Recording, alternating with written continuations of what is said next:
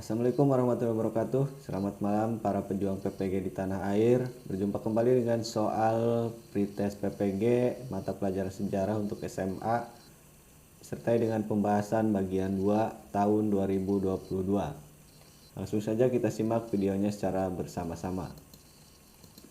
Soal nomor 11. Sifat pendudukan pemerintah militer Jepang di Indonesia adalah: A. Melakukan eksploitasi budaya untuk pelemahan persatuan bangsa.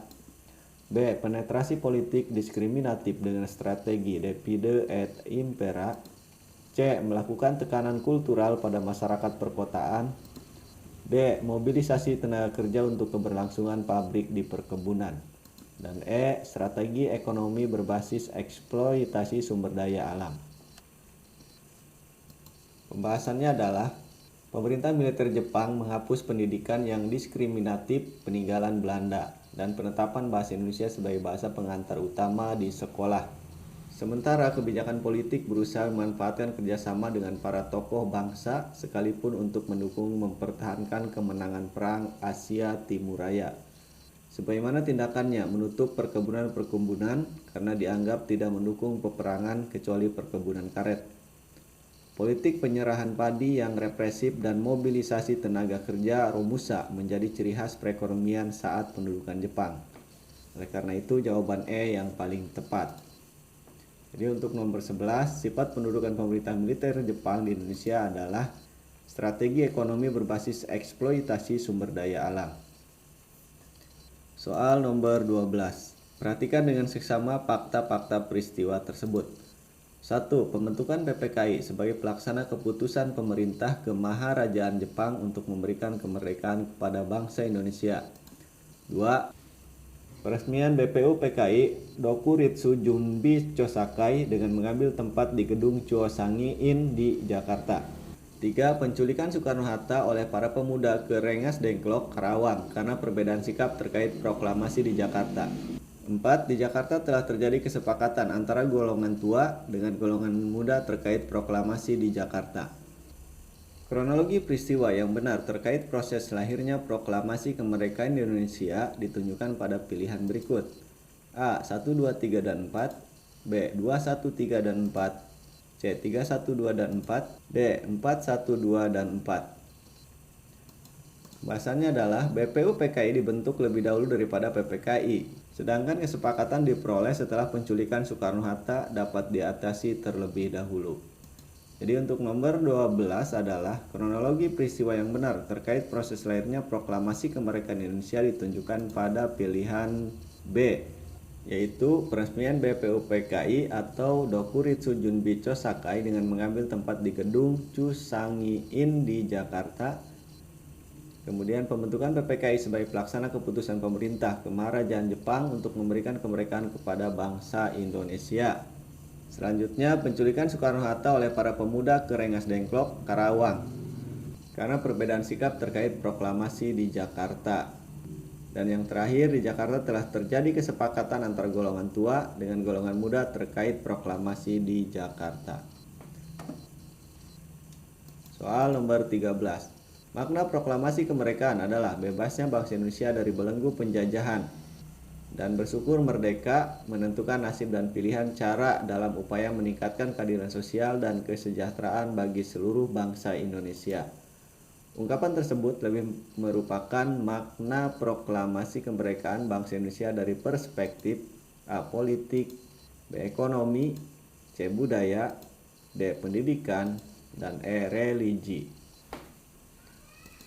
Pembahasannya adalah esensi dari ungkapan di atas adalah menentukan nasib sendiri dan meningkatkan kesejahteraan yang berkeadilan. Jadi kuat dengan perspektif ekonomi. Jadi untuk nomor 13 adalah makna proklamasi kemerdekaan adalah bebasnya bangsa Indonesia dari belenggu penjajahan dan bersyukur merdeka, menentukan nasib dan pilihan cara dalam upaya meningkatkan keadilan sosial dan kesejahteraan bagi seluruh bangsa Indonesia.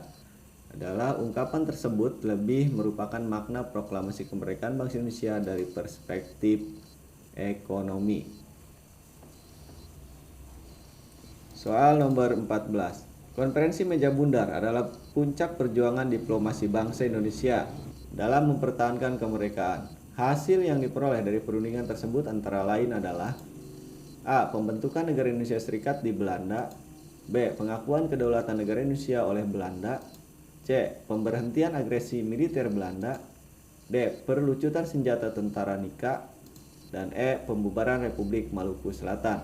Bahasannya adalah, inti KMB memang tidak terkait pengakuan kedaulatan NKRI, sementara pilihan lain adalah keputusan perundingan sebelumnya. Sementara hal pembubaran RMS tidak pernah ada kesepakatan dengan Belanda hingga hari ini.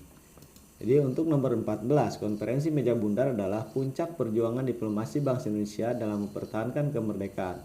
Hasil yang diperoleh dari perundingan tersebut antara lain adalah pengakuan kedaulatan negara Indonesia oleh Belanda. Soal nomor 15. Peristiwa heroik mempertahankan kemerdekaan dengan mengangkat senjata yang menjadi dasar penetapan 10 November sebagai Hari Pahlawan adalah: A. Medan Area. B. Bandung Lautan Api. C. Pertempuran Surabaya. D. Pertempuran Aceh. Dan E. Pertempuran Ambarawa.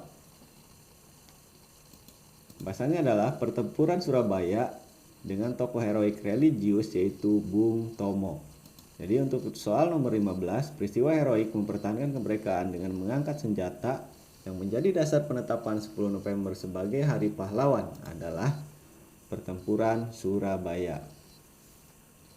Soal nomor 16. Puncak dari upaya yang dilakukan oleh PKI merongrong kedaulatan negara dan bangsa Indonesia adalah melakukan pemberontakan senjata pada 18 September 1948 di kota Madiun, dan secara politik: A. Menyatakan perang dan anti Amerika Serikat.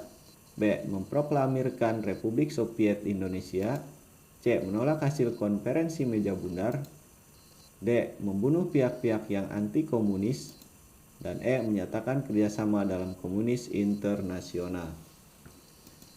Pembahasannya adalah pernyataan selain B meragukan atau bahkan salah dan anakronis karena tidak pernah secara terang-terangan menyatakan sikap politiknya. KMB sendiri dilaksanakan setelah pemberontakan PKI tersebut. Jadi untuk soal nomor 16, puncak dari upaya yang dilakukan oleh PKI merongrong kedaulatan negara dan bangsa Indonesia adalah melakukan pemberontakan senjata pada 18 September 1948 di kota Madiun, dan secara politik yaitu memproklamirkan Republik Soviet Indonesia. Soal nomor 17. Salah satu upaya pemerintah Indonesia dalam menghadapi ancaman disintegrasi bangsa akibat pemberontakan RMS antara lain adalah: A. Mengirimkan misi perdamaian setelah melakukan operasi GOM 3. B. Melakukan operasi militer GOM 3 setelah misi perdamaian gagal. C. Angkatan Udara Republik Indonesia memulai pengeboman. D. Mengalokasikan anggaran daerah sesuai tuntutan RMS. Dan E. Penumpasan Dewan Banteng sebagai sayap militer RMS. Pembahasannya adalah hanya pilihan jawaban A yang menggambarkan kebenaran fakta sejarah terkait upaya penumpasan pemberontakan RMS. Jadi, salah satu upaya pemerintah Indonesia dalam menghadapi ancaman disintegrasi bangsa akibat pemberontakan RMS antara lain adalah mengirimkan misi perdamaian setelah dilakukan operasi GOM 3. Soal nomor 18. Tujuan mengubah struktur ekonomi nasional di bidang perdagangan pasca kemerdekaan dapat berhasil jika: A. Pemerintah membatasi impor barang jadi. B. Pemerintah menggalakkan ekspor barang jadi. C. Di Indonesia tumbuh kelas pengusaha. D. Pemerintah memberdayakan ekonomi kerakyatan. Dan E. Adanya persaingan antara pengusaha pribumi dan non-pribumi. Bahasannya, ekonomi dapat tumbuh jika banyak kelompok pengusaha dan wira swasta, maka program-program ekonomi diarahkan untuk menumbuhkan kelas pengusaha nasional. Jadi untuk soal nomor 18, tujuan mengubah struktur ekonomi nasional di bidang perdagangan pasca kemerdekaan dapat berhasil jika di Indonesia tumbuh kelas pengusaha. Soal nomor 19, tujuan dilaksanakannya sistem ekonomi gerakan benteng yakni: A. Memberikan bantuan kredit kepada pengusaha pribumi agar dapat bersaing. B. Menghindari persaingan antara pengusaha pribumi dan pengusaha non-pribumi. C. Membatasi masuknya pengusaha swasta asing ke Indonesia. D. Meningkatkan nilai ekspor yang menghasilkan devisa negara. Dan E. Mengembangkan peranan orang Indonesia dalam sektor ekonomi. Pembahasannya, sistem ekonomi gerakan benteng merupakan kebijakan ekonomi yang bertujuan untuk membentuk kelas pengusaha atau pribumi. Jadi untuk nomor 19, tujuan dilaksanakannya sistem ekonomi gerakan benteng yakni mengembangkan peranan orang Indonesia dalam sektor ekonomi. Soal nomor 20. Semangat yang menjiwai kelahiran Orde Baru pada awalnya adalah A. Menggalakkan pembangunan nasional yang menguntungkan konglomerat. B. Menghasilkan undang-undang yang membatasi gerak partai politik. C. Melanggengkan kekuasaan Soeharto sebagai Presiden Republik Indonesia. D. Anti korupsi, kolusi, dan nepotisme. Dan E. Koreksi menyeluruh terhadap berbagai penyimpangan Orde Lama. Pembahasannya, istilah Orde Baru digunakan untuk membedakan Orde sebelumnya. Orde Baru memiliki tekad untuk memperbaiki kekacauan yang terjadi pada Orde sebelumnya, yang dinilai banyak melakukan penyimpangan terhadap Pancasila dan Undang-Undang Dasar 1945.